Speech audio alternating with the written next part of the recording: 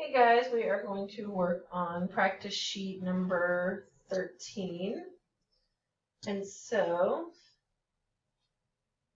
this says quadrilateral ABCD was dilated with the origin as the center of dilation. It's always going to be that. It's always going to be the origin as the center of dilation in 8th grade to create the new quadrilateral. I'm not going to say all that, just it's the new quadrilateral.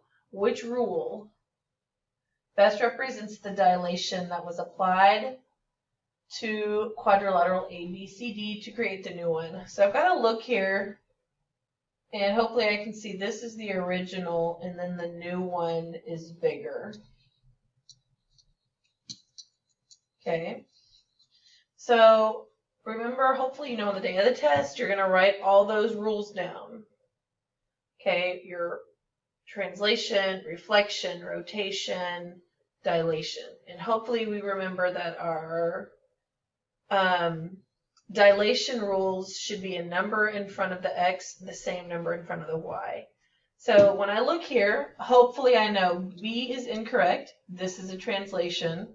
And D is incorrect because that is a translation. Okay, so just a couple of little strategies there before we actually get into the math.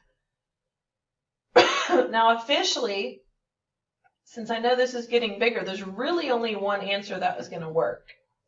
Okay, and hopefully you know that is C, because if it's less than 1, if it's between 0 and 1, that means it's getting smaller. It's less than 1, so it's not that one. It's going to have to be C.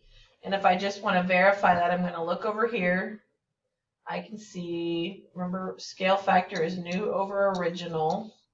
So B is original, and that looks like 2, 1. It's kind of hard to see. And the new B is 1, 2, 3, 4, 5. 1, 2. I think it's between those two. So what I'm going to do is I'm going to just put, because I can't see it, all I have to have is this one right here. 1, 2, 3, 4, 5. I'm just going to put the 5. This one looks between 2 and 3. Okay, so I'm going to divide 5 divided by 2. When I put that in the calculator, 5 divided by 2 decimal, I'm going to get 2.5, which is the scale factor that's telling me how big or small my shape is getting. So the shape is changing by 2.5 times. It's getting bigger. Okay. Number 2. Okay, so we've talked about this. There's a couple ways of doing it. But what we know is these are the remote angles compared to this, right? So remember, these two remote add up to 126. So 4C plus 12 plus 78 equals 126. Okay, so you're going to solve that. The other way you could have done it is you could have subtracted 180 minus 126 to find this, then add up those 3 to give you 180. Okay? Okay, so number 3, which transformations maintain congruence? We've gone over this, and gone over this, and gone over this. The first 3 that we learned maintained congruence, right? Translations, reflections, and rotations. So I want you to circle anything that is a translation, reflection, or rotation, and I want you to cross out anything that is a dilation. Okay? Okay, number 4. It says point A is 5, negative 4. It's translated according to this rule. Okay, what will be the new coordinates? So all that means is x is going to go up by 3. Y is going to go up by 2. So put that into your calculator. Okay?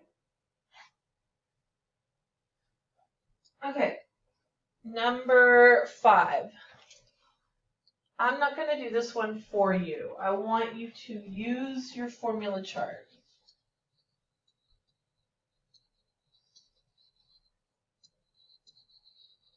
Okay, and remember, I have to know what this is. This is diameter.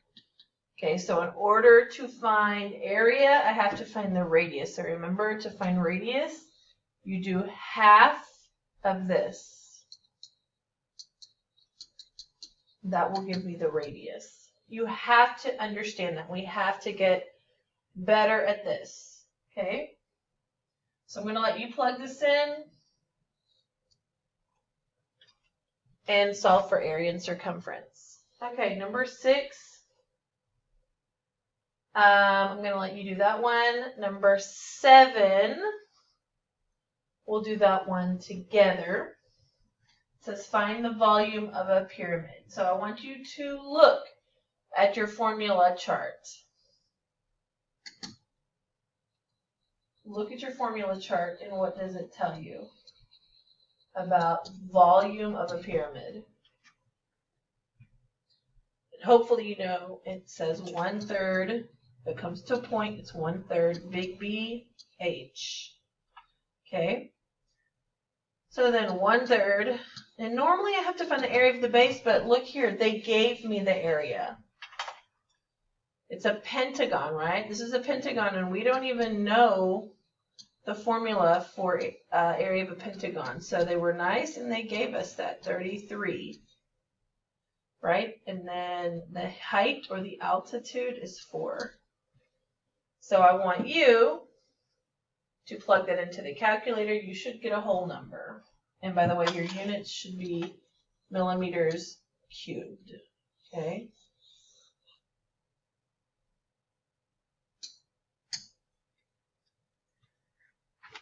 Okay.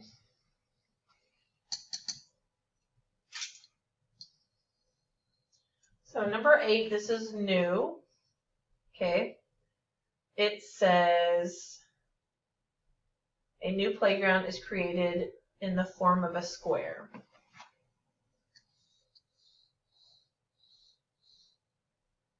The area of the square is 1,200 square feet.